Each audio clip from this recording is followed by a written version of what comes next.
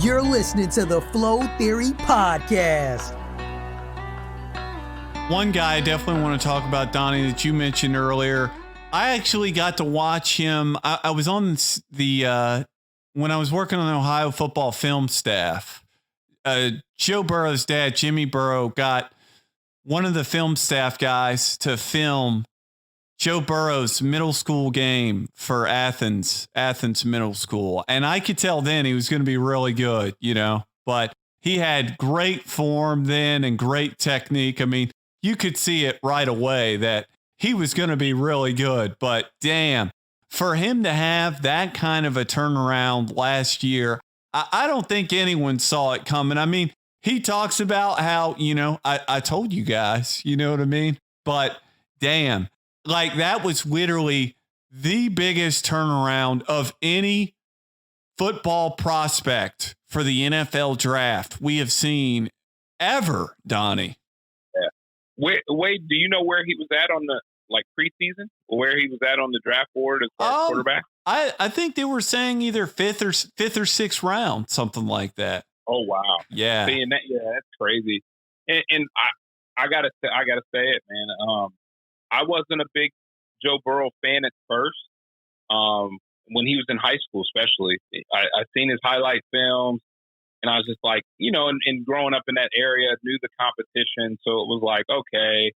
And I never seen any really zip on his balls. And I'm like, man, this guy's going to the Big Ten, and I'm like, okay. And then I knew he had, a stud running back, couple, the twins that were receivers, and another receiver that was really good. So I'm like, just trying to gauge okay, who he's playing against, what's it look like. And then I tell you, man, I went back home and got to see them play against Alexander, and Coach Penrod was there, and got to see him. He threw his first pick of his senior year, and I think that might have been his only pick of the entire season. And threw a pick. Next time down the field, he threw a freaking post route about 40 yards on a rope. And I said, okay, I've seen enough. And once he threw that ball, man, I was like, okay, he's got the arm strength to do it, and he can sling it. And since then, I was like, okay, this kid can play. And I was just waiting for a breakout. Ohio State, got into the competition with Dwayne Haskins, and like, okay, just waiting to see what happens. Went to LSU, had a so-so year, good by means, but then, you gave him a year to, and this kind of goes back, a year to take some grad classes. You know what I mean? Did he really take those grad classes? And that's going back a couple questions, right? So he's in grad school taking online classes, so he can spend all day in the film room, man, and all day just throwing the rock in the indoor facility. And that comes with some experience and comes with time, right? And he's comfortable now, and he can sling the rock already. And boy, did that show off this year. I mean, it was amazing. Yeah, one of the best. Actually, the best college football season of all time of any player I've ever seen. Joe Big Dick Burrow, ladies and gentlemen. I mean, you don't get that nickname easily, man. When that gets handed down, man, I mean, God, just the throws he made repeatedly. It was truly a flawless season. I mean, God, I remember Ole Miss was scoring a lot of points on them, and it was just like, man, they're just not Ole Miss was giving them a decent game, but damn, LSU just kept piling on the points, dude. Jamar Chase, God, I cannot wait till that guy comes out. He is unreal. Jesus. Yeah, it'd be exciting to see when he comes out, man. As long as he's not, scoring a tying touchdown against Mississippi State and trying to do the dog peeing on stuff and get a penalty. OBJ.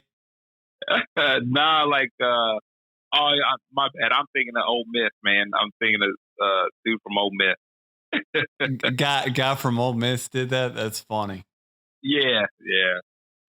Well, OBJ did the dog. He did the dog peeing thing. Oh no, I didn't know that. Okay. Yeah, he did that in the pros. I forget. I think he did that when he was on the Giants, man. I've never really been a big fan of OBJ, man. OBJ, he's full of drama, lately all I have to say for OBJ is, Michael Jordan said it best. Like, he shows all of his like endorsements and all that. He's like, none of this would matter if I was scoring 2 points a game. Like, the results on the field are what drives everything, Correct. and OBJ is kind of the opposite. He had the one amazing catch, like, and he's just really like, lately, all he wants to do is whine, and he's full of drama, and just, I don't know, man, the way he dresses and stuff, it's not really my thing. Like, Jarvis Landry is like a workman-like type receiver who delivers the numbers. He's delivered the numbers consistently over the past few years, but yeah. OBJ is just, he's just too emotionally erratic for my taste, Donnie. I would not want that guy on my football roster. Yeah. Yeah. And, without knowing him personally, man, but I'm with you there that, sometimes guys get comfortable after their name blows up and they get that big paycheck, man. And, they get comfortable and they're just now out there just having fun instead of, going out trying to get a championship. So, but I don't know if that's him in this case, but I feel that there's a case for that somewhere. I'm curious, Donnie. Who are some of your least favorite football coaches in college football? Let's hear them. I got a couple, but we'll let you go first. Least favorite? Wow. Yeah. Oh yeah, me and Calvin McRae teed off on a couple of guys, but I'll let you have the hammer first. Man, it's not from really diving into them, but I just don't see how Harbaugh is more successful than what he is at Michigan. He's bringing in guys. He's got his guys there now. I really like the, all or nothing special they did on Amazon with him. They got to see a different side of him, but, just from a production standpoint, I'm just kind of baffled. And then I'd say UCLA, man. What is that, Chip out there? Chip Kelly. Yeah, Chip Kelly. Just surprised that he, again, another place that should be easy to recruit. You're just not producing, man, and it's not like you're in a SEC league either. So those would be two guys that just from production wise that stick out to mind. That I'm just kind of baffled on where they're at from a production standpoint. One of my least favorites that I didn't get to mention in one of the previous episodes, Bobby Petrino. God, I cannot stand that guy. You talk about a soulless piece of shit. I cannot stand Bobby Petrino, dude. That guy. Remember when he left the note in the locker room for the Falcons? Oh my God, yeah. That guy. He's got some nerve, man. And remember when he was at Arkansas, it was the motorcycle ride. He's riding with his side piece, and he hid like, what was it, several $100,000 underneath the mattress. Like, God, dude, like, Jesus, Bobby P, that guy. You talk about, if you wanted to rate low integrity, Bobby Petrino is probably pretty much the bottom of the barrel right there. Yeah, that's crazy, man. Hey, they are who they are, I guess, right? Bobby Petrino, and I can't stand Brian Kelly, dude. Brian Kelly is an absolute psychopath. I mean, I cannot imagine college coach, like being a college football recruit and looking at how Brian Kelly deals with his quarterbacks and be like, you know what? I think I'm going to sign up for that. That looks awesome, man. I cannot wait for Brian Kelly's face to turn purple as I throw an interception. Like, I'm so excited. Like, that gets me going, Uh-huh. Yeah. But let's point this out though. Like, how many head coaches right now in major college football, not just talking Power 5, let's say Division I or from Grand Valley State. I mean, that's crazy. Like Brian Kelly, Martin at Miami. I want to say there might be one or two more that are out there, but that's a Division II, powerhouse, and especially back in my day, that just the amount of coaching talent that's going through there, crazy.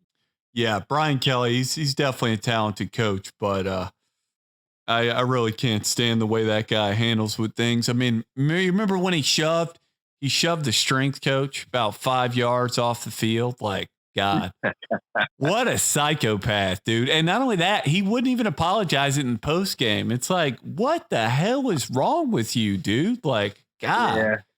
And not only that, another topic I want to touch on, Donnie, what do you think about all these, like, the thing about all these college coaches, like their salaries are just outrageous. What are your thoughts, Donnie? I mean, should Nick Saban really get $10 million a year while his players aren't getting paid? Yeah, it's crazy, right? You know, I do like the fact that, you know, coaches are getting paid, taking care of their families, so forth and so on. But I also think, you know, it's a little deeper than that. And it hits on a little topic we talked about earlier. But let's say, you know, you choose to go to Ohio State because of the coach. And all of a sudden, you know, let's say a sanction comes on and you can't even make the playoffs now. You can't even make postseason. Well, guess what? That coach leaves. The university gets hit with sanctions, but this coach is still getting paid. And then now the players that committed there can't even, you know, transfer. It's a little easier than what it used to be to transfer because now you can, you know, you can go in, you can fight the case and see what happens. But man, I mean, the coaches are getting paid, man. I mean, it's kind of one of those things from a, you know, if you're looking at just straight money, if you're willing to put in the grind for it and build those connections around the coaching world, coaching's a very, very good business to be in. But no knock on that. I mean, I understand the reason why, you know, universities are making millions of dollars on it. Why not pay to get the best coaches?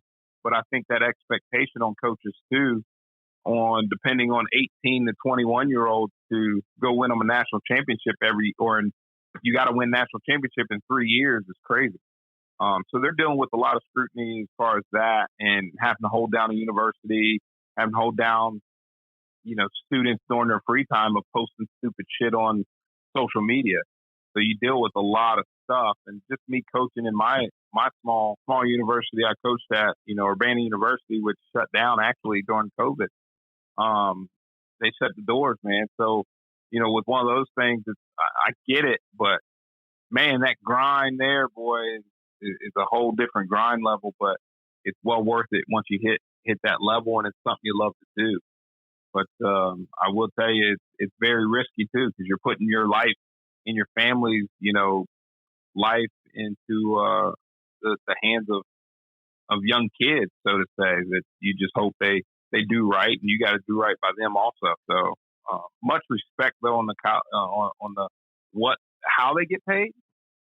It's funny to see the discrepancy of how much they're getting paid. And Wade, this is a question for you, man. Like, what happens now to universities? Think about all these lawsuits that are going to start coming out with COVID-19 coming out, and now you're cutting faculty and staff, but the coaches only got to take a pay cut. Oh yeah, I mean, that's a loaded question, Donnie. There's pretty much a never-ending amount of litigation that's going to go on from this. The litigation lawyers are really chomping at the bit all across the country in all different, all different fields. I mean, I know that they had the Ohio State players sign a COVID waiver, but let me tell you something about litigation lawyers, Donnie, and pieces of paper like that being signed. You really think a little piece of paper like that's going to stop a litigation lawyer? Let me tell you something. Absolutely not. And, everyone's got to make money somehow, but litigation lawyers during coronavirus, like, you want to talk about the winners. If we want to talk about the winners of coronavirus, I mean, obviously everyone wants to talk about Lord Jeff Bezos, who's worth over $190 million or billion dollars. Like, that's absolutely absurd. Like, that guy looks like Dr. Evil, and he treats his employees like absolute trash. But yeah.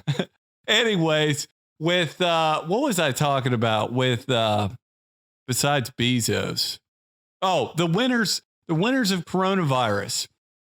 Litigation lawyers are really going to come out of this I mean, they're going to come out of this thing like a fat rat. You know what I mean? There's no question to me. And it's kind of funny. I haven't seen a lot of people in the national media mention it. And, you know, it's messed up, right? But that is like the reality of this. Like there is just an endless amount of litigation from all this, from workplace lawsuits and just, God, I mean, with players contracting it. I mean, what if a player contracts it and dies? I mean, I really think the odds of a college football season are pretty much zero in my eyes. I mean, I've seen other people say less than 50%, but I've studied the coronavirus pretty extensively. And I really think that, I mean, there's just no way it can happen, man. Listen, I'm a diehard college football fan. Anyone that's been listening to all these episodes will realize that. But the reality of this situation is this virus spreads so rapidly. And not only that, it's already killed over 130,000 people. I mean, not to mention 3 million cases in the United States alone. Like, it's absolutely insane. Like, the whole coronavirus thing, it's exposed a lot of things in America. And it's kind of sad, really, because it's kind of, I think it's pronounced divisions that were already there, you know.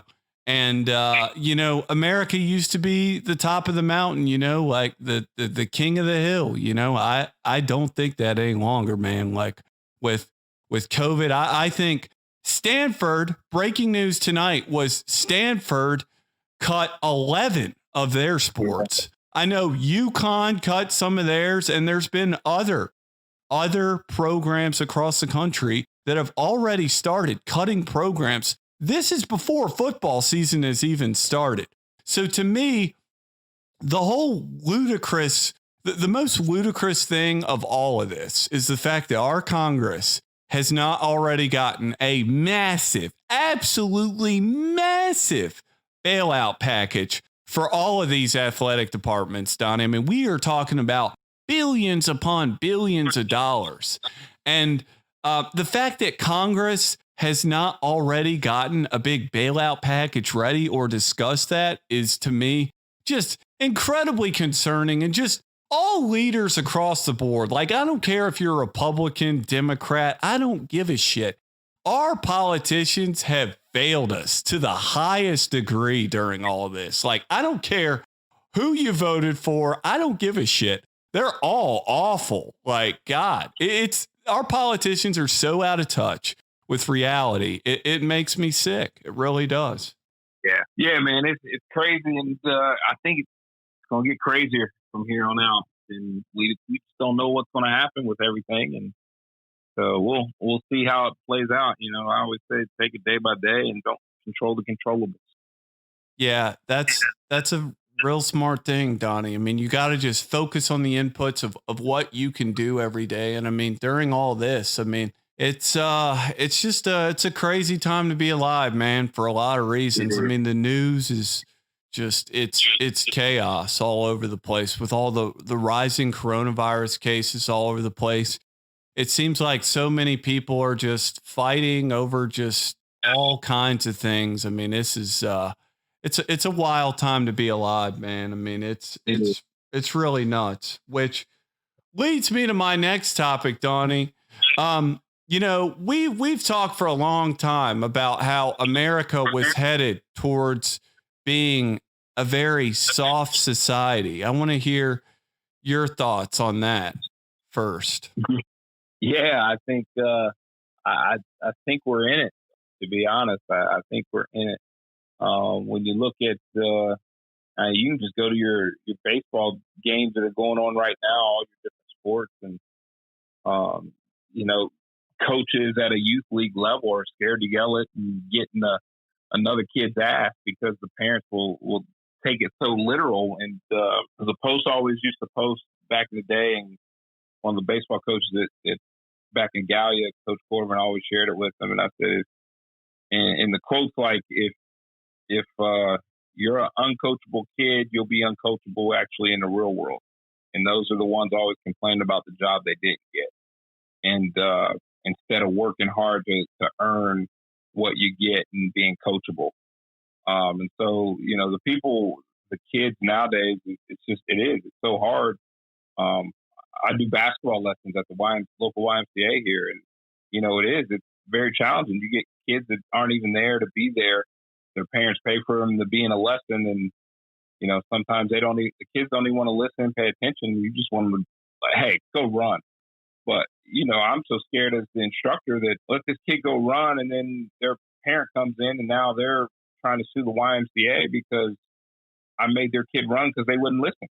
So we're already in a soft world. I mean, people can't even have dialogue on different views anymore, whether it's how to stop at a 4-way stop or whatever the case may be. It's cancel culture has taken over, Donnie, and the social media mob knows no limits. If you don't agree with me, you're canceled and I'm never talking to you again. I mean, correct. To me, people more than anything right now need to give other people space to disagree. You can agree to disagree. Like, this is America. Like, people have no idea, but where we're headed now, we are slowly marching towards being communist China, and people might laugh, but that is the reality of this. You're going to censor free speech. You're going to say that certain things are good and that's the only way to do things, like,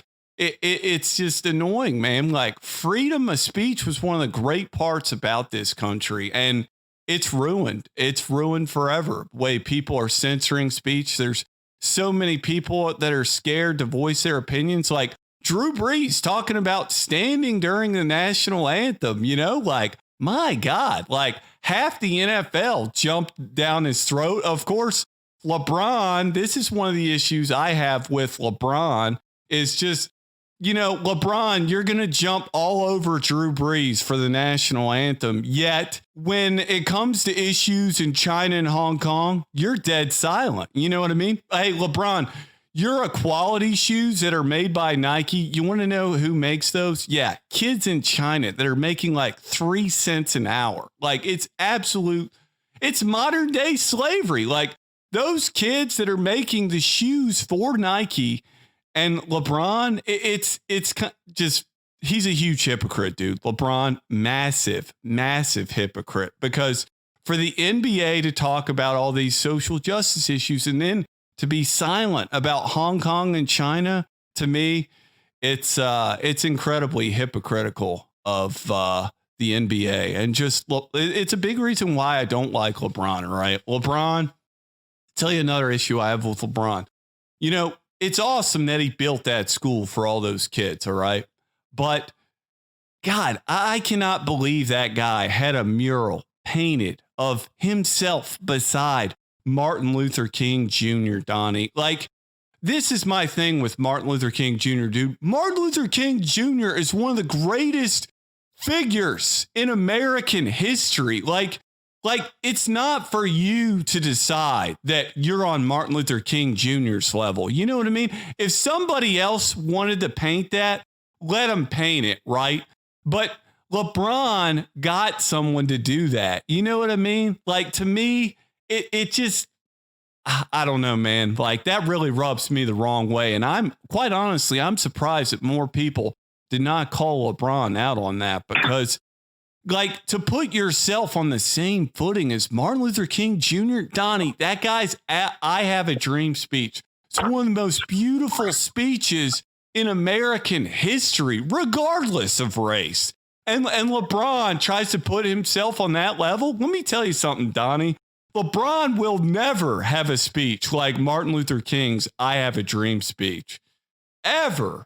I will agree with that. He'll never have a speech.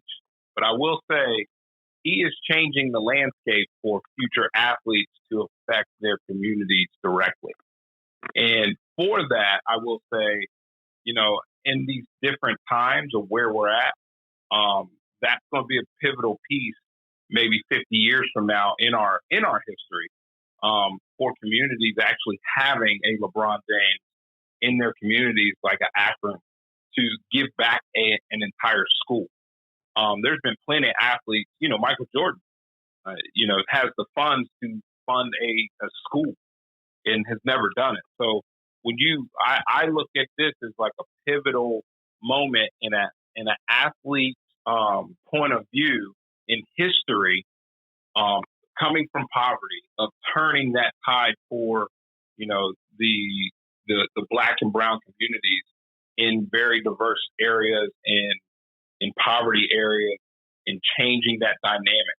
Because we haven't really had athletes that have we haven't had an athlete that's done that, let alone ones that have actually, when LeBron, D Wade, and CP3, stood up for Black Lives Matter years ago, they put their necks on the line, but they were big enough to withstand that at the time.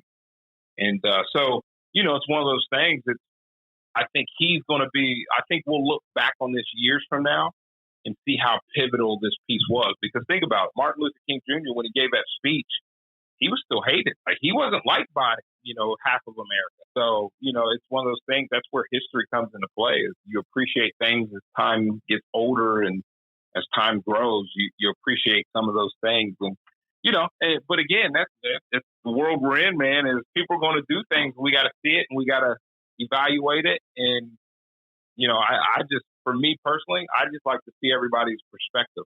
Like, I like to see why he did that. But it's kind of one of those things you never really get to. With all the documentaries and stuff coming out now, I hope I get a chance to see a lot of those different point of views from their perspective, or just be a fly on the wall with no cameras and, microphones to actually just hear exactly why people are doing things. Yeah. Interesting. LeBron, the big thing with LeBron is I just wish he would show a little more humility. When he said, like, that made me the greatest of all time and all that, LeBron, and he does do a lot of, like, really good things, but sometimes you do good things just to do good, and sometimes you do good things because they make you feel good. I think LeBron is probably a combination, but sometimes it's, and sometimes I think it's, to me, with charity, I like people that donate anonymously, and you don't want cameras on you and, all that. You don't want all the attention for doing it, but LeBron is very big on having the spotlight on him when he does good things and everything. I'd be interested to hear your thoughts on the statues, Donnie, and all the, one of the big targets of the BLM movement are the statues, all the statues coming down, and all the Civil War statues and all the Civil War names being changed.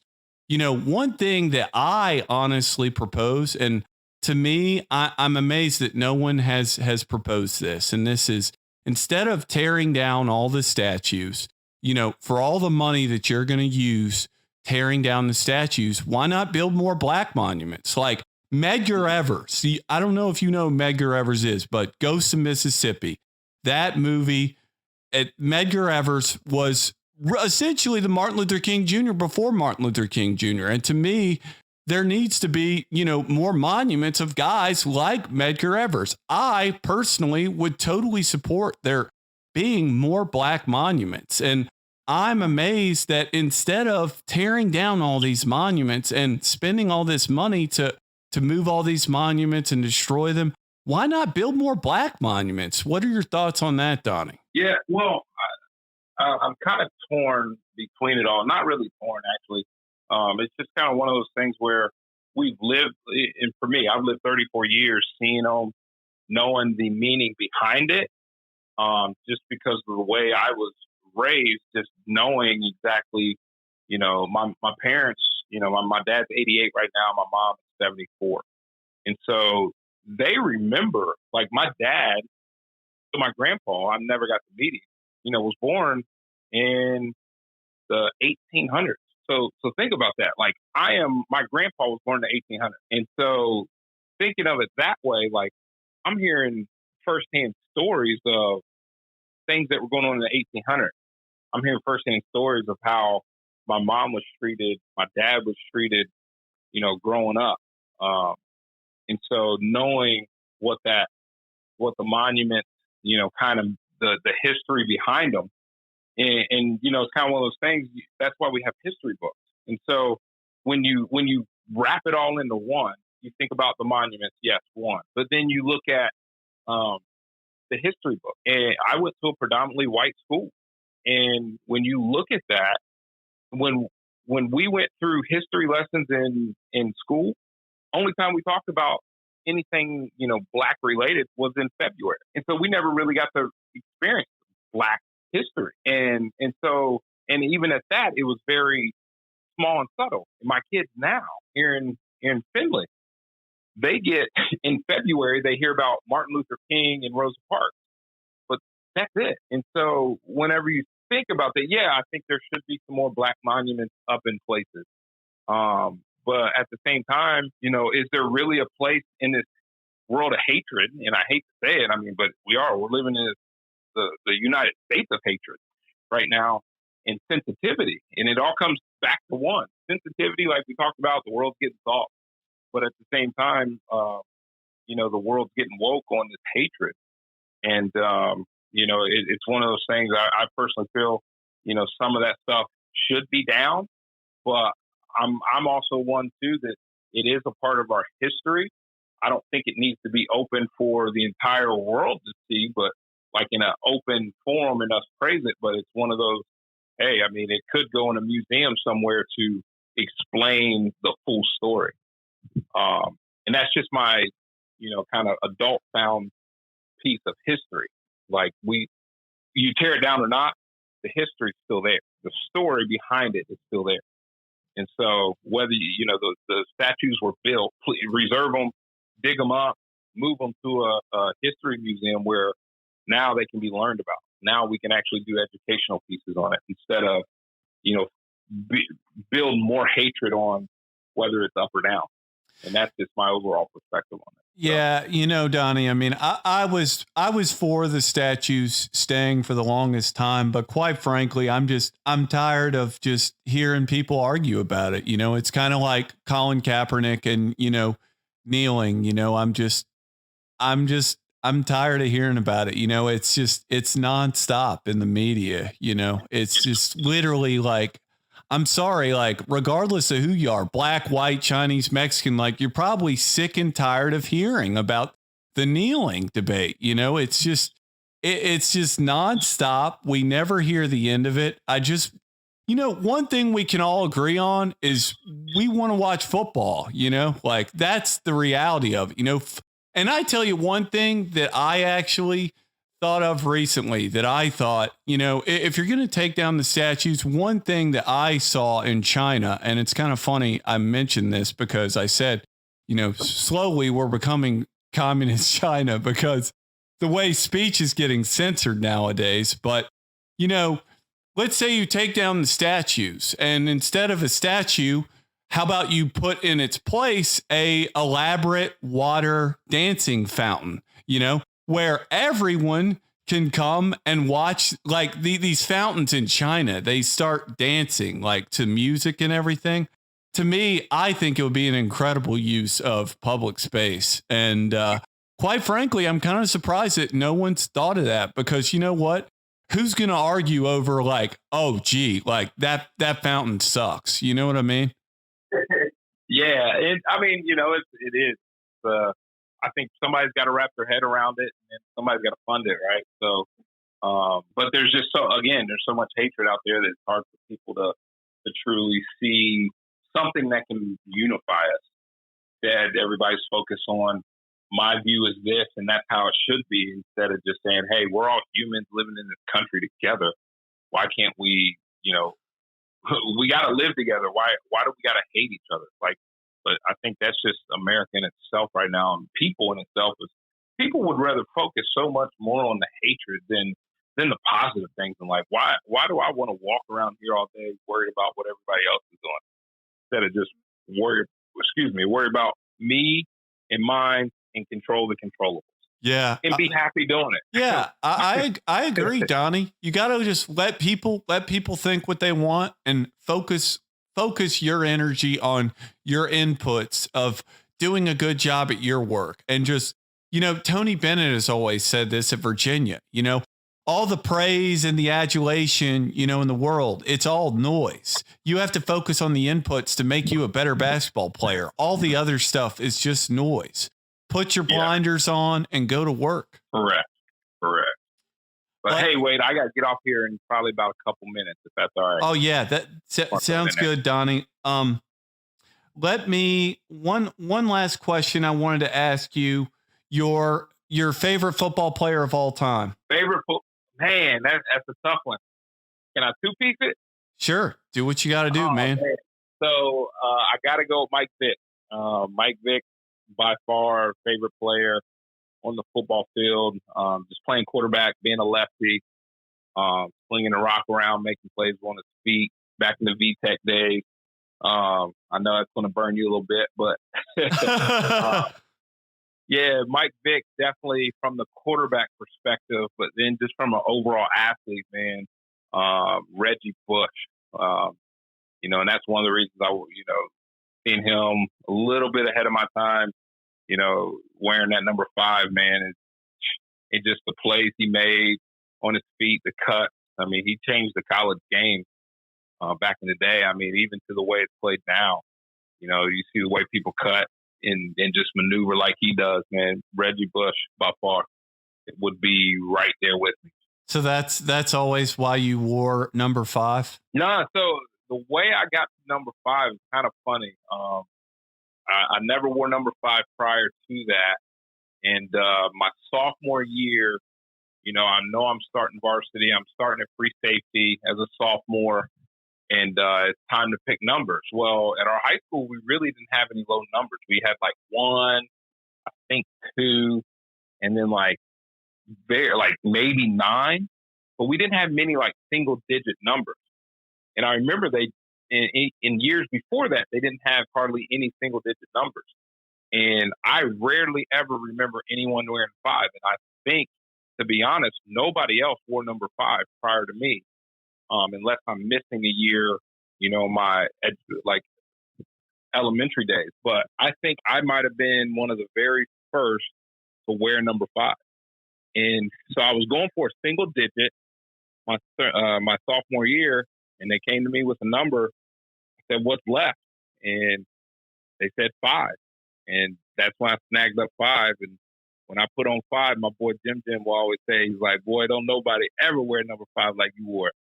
And so that I just wore number 5 from that point forward.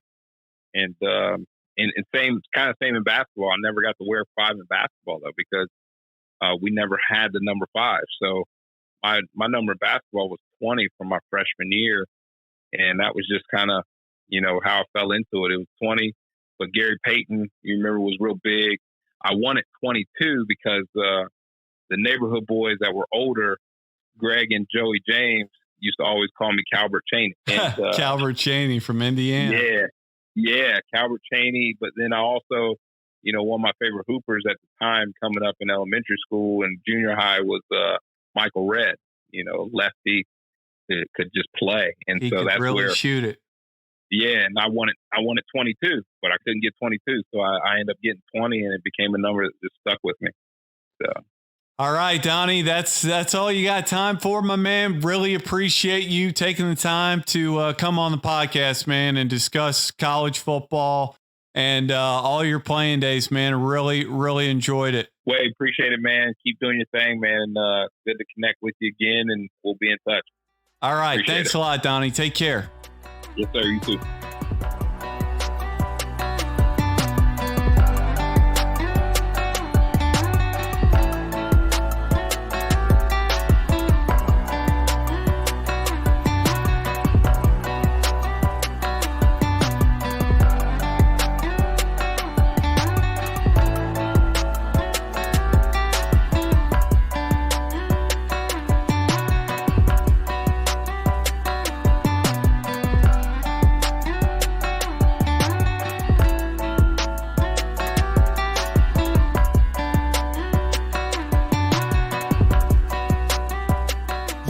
Listening to the Flow Theory Podcast. You can listen to our podcast on Apple Podcasts, Google Podcasts, Stitcher, Spotify, and TuneIn.